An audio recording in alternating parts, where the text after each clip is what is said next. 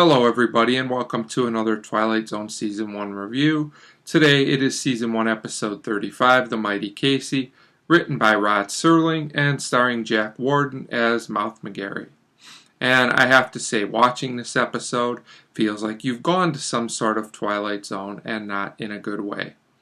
Now, this episode had problems right from the start.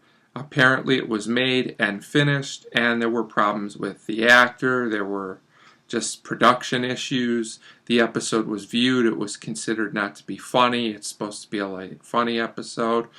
But they didn't want to just, basically bite the bullet on the episode. They still wanted it to air, so parts of it were reshot to try and make it better. And while I don't know what the original product was, it's hard to believe it was any worse than this.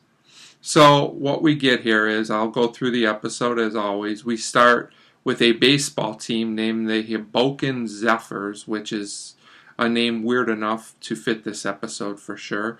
And we meet the manager, who is played by Jack Warden. I'll just call him the manager. And the general manager, and you get the idea that they are a very bad team. And it turns out that they're looking for help, better players, so they get to take a look at a pitcher named Casey, who is introduced by a Dr. Stillman. And we find out that he is Casey's creator because Casey is a robot pitcher. Now, if this sounds like an uninteresting and bad concept, it really is. So anyway, it does turn out that Casey is a really, really good pitcher. So reluctantly, they decide, well, we're bad anyway, so we'll give him a chance, but, we can't tell anybody because we don't know how it'll be perceived. So basically, Casey becomes a member of the team, and this entire thing takes the whole first half of the episode. And it's something that could have been done in about 3 minutes, and it takes like about 10, 11 minutes.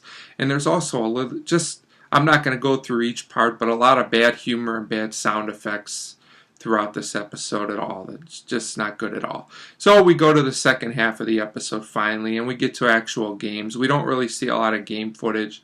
We just see Casey pitching very briefly, and the doctor makes a speech about how he wanted, to prove something with Casey, and none of it really even makes sense. It's really, really bad. Then we get this odd montage all of a sudden of games where we don't really see the games. We just see newspaper clippings where it says Casey wins. The team is out of last place. They're now in fourth place, I think it is. And then Casey keeps winning. And we get these clips, in a very quick montage, I guess to speed things along, thankfully for us as an audience, thankfully for everybody. So then we find out in the last newspaper that Casey gets hit. He gets beamed, I think in the head. They don't say in the head, but I'm guessing in the head because he gets hit hard. So we go to a doctor's office and he's examined. And he's fine physically, except the doctor notices he has no pulse and no heartbeat. So obviously he knows something is up. So it comes out that Casey's a robot. And the commissioner of the league is called. And he basically says Casey can't pitch because he's not human. The rules say you have to be human. The GM and the manager and the doctor try and argue he is human because he does things like a human. And the commissioner argues he has no heart, so he's not a human being.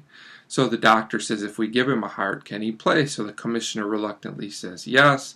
So Casey gets his heart, and it turns out, and bad just goes to worse here. This makes no sense whatsoever. It turns out that when Casey gets a heart, he is now a bad pitcher. You see he's giving up a lot of runs. I think he gives up like 14 runs or something. And we find out after the game that this is because he now has compassion for people. He doesn't have any competitive edge, drive, or ego.